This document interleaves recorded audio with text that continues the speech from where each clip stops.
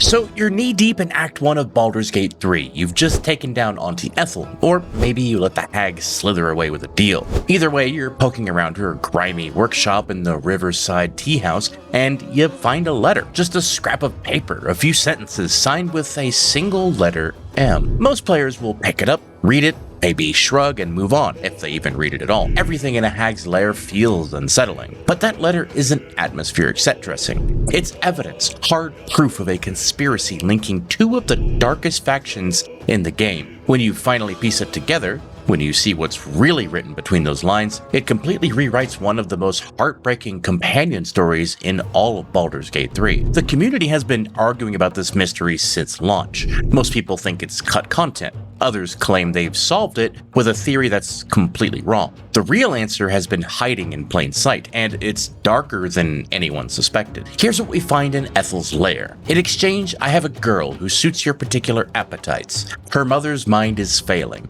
My contact has assured her you can help. I'll have her sent by the usual route. M. A few sentences, that's all we get.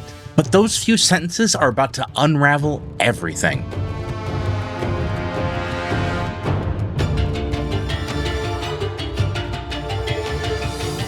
First, we need to establish exactly what we're looking at. The Riverside Tea House isn't just where Ethel hangs out. It's her base of operations, her hunting ground. When we explore the back rooms after dealing with her, we find two documents that light up the entire conspiracy. The first document is Ethel's unfinished reply. She's writing back to someone she calls Sister Dearest. Not a biological sister, more of a sister in her coven. Ethel isn't some lone monster hiding in the swamp. She's networked, part of an organization. One of her sisters operates inside Baldur's Gate itself. And in that reply, Ethel confirms receipt of M's plan, writing, "A mother with a failing mind? You know me so well. I had the most darling mask for her. This closes the loop.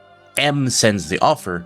Ethel accepts." The second document is what we're here to solve. It's the original letter, the one sent from the mysterious M to Ethel. This letter begins by updating Ethel on a runaway client M wants to deal with, but then M pivots to a new piece of business, the line that breaks this whole case open. In exchange, I have a girl who suits your particular appetites. Let's break that sentence down. In exchange means this is a transaction, pure business. A girl who suits your particular appetites, well, we know what Ethel does. She feeds on people, drains their life force, steals their bodies, and wears them like masks. M is offering Ethel another victim. Then it gets worse. Her mother's mind is failing. My contact has assured her you can help. This is the hook, the trap they use to prey on people. Find someone desperate, someone in pain, and promise them help. The girl's mother is sick, probably dementia, maybe magical corruption, something that makes her vulnerable. M uses that pain as bait, tells them the cult can help, then delivers them straight to Ethel's door. And that last line, I'll have her sent by the usual route, that's protocol. There's a pipeline between whoever M is and Auntie Ethel's coven. They've done this before and will do it again. We've got a trafficker, someone inside the city working under the letter M who finds vulnerable people and ships them to a hag. The simple question is, who is M? If you've been in the community for a while, you already know the two answers everyone gives. But let me save you some time. They're both wrong. Most players hit a wall here. The community has basically locked onto two theories of the identity of M, arguing about them for well over a year now. Let's put them both to rest. The first theory is this is cut content, the nuclear option, the give-up answer. According to this theory, Larian was planning a whole storyline about the Hag Coven, maybe a full Act 3 questline where you track down the other sisters, infiltrate their network, and take them down one by one. Then development happened. Deadlines hit, the scope got trimmed, and the M mystery got left on the cutting room floor. Just a dangling thread, a ghost of content that never made it into the final game. And look, I get the appeal. Game development is definitely messy. Things get cut all the time, but declaring something cut content isn't solving a mystery. It's surrendering, saying the game is broken and moving on. More importantly, as we're about to prove, this theory is completely wrong. Then there's the second theory, way more popular, way more confident, but just as wrong. Meet Maude. Maude is the creepy flower vendor you find in Act 3. She's set up right outside the House of Grief in the graveyard, selling flowers to mourners. When you talk to her, she says some weird stuff. would say I like some flowers. They do a wonder at brightening up a grave. I bring fresh ones to my husband's every few days. I'm not. My husband was an arse. But he gave me 3 beautiful kids. So the old goat gets flowers. I get them up by Bloombridge. A druid lives that way, so you know they're extra fresh. She's got this unsettling vibe, and her name starts with M. Therefore, according to half the community, she must be the M from the letter. But let me ask you, what evidence actually links Maude to Auntie Ethel? No, like really, what item, what dialogue or quest, what note in Maude's inventory or her shop that mentions Ethel or the tea house or anything about the hags? The answer is nothing. 0. There is no connection whatsoever. The entire theory rests on 2 things. Her name starts with M, and she seems creepy. That's the whole case. That's pattern matching run wild, and to be fair, I've been guilty of that too. We found a spooky lady with the right initials, so we declare victory. But that's just coincidence. I think Maude being in the graveyard next to the House of Grief is why the wrong answer gained so much traction. People got close, were in the right location, they just grabbed the wrong NPC. The community hit these 2 walls and stopped looking. They accepted cut content or creepy flower lady and closed the case. But they stopped right before the breakthrough. They missed the real clue. Let's go back to that letter. We've been staring at the signature this whole time. M. We're obsessed with finding someone whose name starts with M. But that's not the clue. The real clue is in the middle of the letter. I have a girl. Her mother's mind is failing. Let's talk about Shadowheart. You all know her. Mysterious cleric of Shar. Dark past. Memory full of holes. Her entire companion quest, the Daughter of Darkness, is about peeling back those layers, uncovering who she really is beneath the conditioning and the torture and the lies. In Act 3, the quest brings us to the House of Grief, Shar's temple in Baldur's Gate, disguised as a grief counseling service. When we finally get inside, we find a Sharan fortress, training rooms, interrogation chambers, and the prison cells. That's where Shadowheart's parents are being held. Her father, Arnell, is weak but cognizant. After decades of magical torture, he still remembers who he is, still recognizes his daughter when she finds him. But her mother? Shar took a great deal from me, and time will eventually take the rest. Sooner than you or your father would like. I know you have more struggles yet to come out there. But I do not want to lose my daughter so soon after I found her again. The damage is permanent and irreversible. Emmeline Hollowleaf barely recognizes her own daughter. Her father remembers everything. Her mother's mind is gone. She suffers from severe, irreversible dementia. Now go back to the letter. I have a girl. Her mother's mind is failing. This is a perfect match. The girl from the Act 1 letter is Shadowheart, or rather, Genevieve Hollowleaf, the name she was born with before the cult took it away. The mother whose mind is failing is Emmeline. This letter isn't a quest hook. It's the paper trail, the receipt for how Shadowheart was trafficked to the cult in the first place. Think about what the letter says. My contact has assured her you can help. The lie, the trap. The Sharans find a family in crisis. A young girl, maybe 8 or 9 years old, whose mother is sick, whose mother's mind is slipping away. They promise help, healing, and answers. Then they send the girl by the usual route. But it gets darker. The letter isn't from Viconia to Ethel, it's from M to Ethel. The Sharans didn't just abduct Shadowheart, they subcontracted the job through Auntie Ethel's network. But why? Why involve the hags at all? Look at what M writes. A girl who suits your particular appetites. Ethel's appetite isn't just for life force. It's for corruption, for innocence twisted into something dark. That's her whole deal in Act 1. She tries to steal Mariana's baby, not to eat it, but to raise it as a hag, to corrupt it from birth. Someone whose innocence had been cracked open and filled with shadows. That would make her the perfect candidate to become Shar's chosen. The secret origin of Shadowheart. Not some grand divine plan or fate, but a cold business transaction between 2 evil factions who trafficked a child for mutual benefit. But there's still one missing piece here. Who signed the letter? Who is M?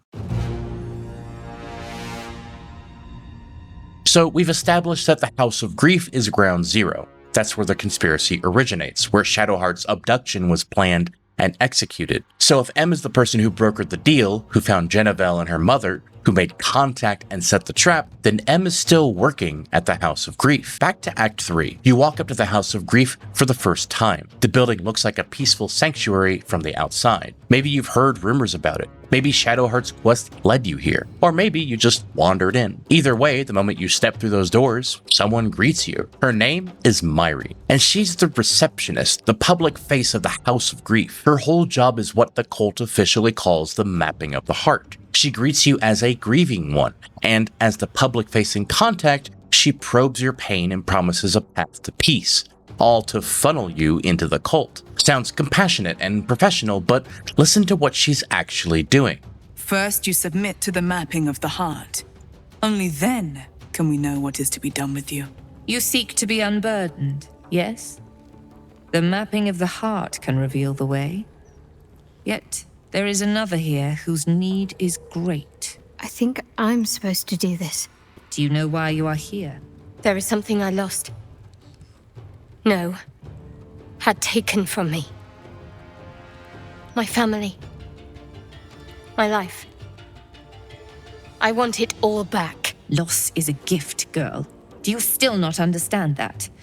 Now give me the true answer. What is your purpose in being here? She's interviewing you, probing you for weaknesses, finding out what hurts, what you've lost, and what you'd do anything to fix. Once she identifies your vulnerabilities, she offers help. She promises the cult can ease your suffering. She's the contact from the letter. Her entire role is finding people in pain and funneling them into the cult. That's literally her job description. The mapping of the heart process is the recruitment, how the Sharans identify targets, build profiles, and extrapolate trauma for conversion. 20 years ago, a young girl named Genevieve Hollowleaf and her mother, Emmeline, came to the House of Grief seeking help. Emmeline's mind was failing, maybe a degenerative disease or a curse, maybe just age. Genevieve was desperate. Maude sat them down, performed the mapping of the heart, promised assistance, and assured them the cult could help. That contact is Maude. She made the promise. She sent them by the usual route. The usual route led them straight to Auntie Ethel's coven because the Sharans had an arrangement, a business partnership. Ethel gets a victim who suits her particular appetites. The cult gets a child re-corrupted and ready for indoctrination. Everyone wins. Everyone except Genevieve, Emmeline, and the dozens, maybe hundreds of other people who walked through those doors looking for help and got trafficked instead. But Maude is the contact, the agent who carries out the operation. She's the one who meets the victims, who makes the promises, and who sends them down the pipeline. So who is M? Who is her boss, the one signing the letter and striking deals with hags? Look at that letter again. It's not written by the receptionist. It's written by someone with authority, someone who can negotiate with Auntie Ethel as an equal, someone who oversees the entire trafficking operation. The letter references my contact, meaning Maude works for M. M is giving orders, making arrangements, signing off on business deals. The letter is signed M, but Maude is just the contact. M is her boss. There is only one person in the House of Grief with that authority whose title perfectly matches that initial. The evidence points to only one conclusion. The M stands for Mother Superior, Viconia DeVir, the leader of the Sharan cult in Baldur's Gate. The woman who oversaw Shadowheart's entire indoctrination. The woman who architected the system where Shadowheart, as a child, was forced to practice her torture techniques on her own parents. The letter isn't just proof of a trafficking ring. It's a formal, written agreement between the leaders of two major evil factions, Viconia DeVir and Auntie Ethel, who are trafficking a main companion character. Maude is still there, behind the desk, still performing the mapping of the heart, still finding vulnerable people and feeding them into the machine. And Viconia, she was there too for 20 years overseeing the operation until the player finally stops her in Act 3. Let's zoom out. What we've uncovered isn't just about one letter or one character. It's about the architecture of an evil in Baldur's Gate 3. The game is full of surface-level villains, the Absolute, the Dead Three, the Netherbrain. Those are the big, obvious threats, the world-ending catastrophes you're actively trying to stop. But beneath all that, the game shows us something quieter and more insidious, the networks of cruelty that exist in the margins. Auntie Ethel isn't connected to the Absolute plotline, and the Sharon cult isn't working with the Dead Three. These are independent factions with their own agendas, their own victims, and their own little empires of suffering. And they cooperate, they trade, they do business. The M letter proves this. It's not a theory or headcanon, it's documented evidence. Think about the implications. If they did this with Shadowheart, how many others went through the same pipeline? How many families came to the House of Grief, desperate for help, only to be sent by the usual route? How many people are buried in Ethel's swamp because Maude smiled at them and promised relief because Viconia signed off on the deal? The game never really spells this out. There's no quest where you bust the ring, no dramatic confrontation where Maude confesses or Viconia explains the arrangement. You can kill them both, you can wipe out the House of Grief, but the story never explicitly tells you what they did or who they are. The evidence just sits there in Act 1, waiting for you to connect the dots. And that's what makes it brilliant. No big reveal cutscene, a story you have to investigate yourself. You have to pick up the letter, remember it, carry it with you through 2 more acts, then recognize the pattern when you finally meet Emmeline Hollowleaf in that prison cell. The game trusts you to be smart enough to solve it. But what haunts me is that Shadowheart never finds out. Even if you go through her entire companion quest, even if you save her parents or make the ultimate sacrifice, she never learns about the letter. She never knows that her abduction was a business transaction signed by Mother Superior herself. She never confronts Maude. She never gets to see the receipt with her childhood written on it. The knowledge is ours alone. We're the only ones who can put it together. And maybe that's the point. Maybe the game is showing us that evil isn't always loud. Sometimes it's a cult leader signing letters with her title, making deals with hags because it's sufficient. Sometimes it's a receptionist performing the mapping of the heart, sending people to die because it's her job. So the next time you're in Riverside Tea House poking through Ethel's workshop and you pick up that letter signed M, you know what you're holding. Not cut content, not Maude the flower vendor, the secret origin of Shadowheart, proof that Auntie Ethel and Mother Superior Viconia DeVir were business partners, evidence of a conspiracy that's been hiding in plain sight since Act 1. One more reminder that Baldur's Gate 3 is deeper than we think. The stories aren't just in the main quests, they're in the item descriptions, background dialogue, the letters tucked away in corners. You just have to know where to look.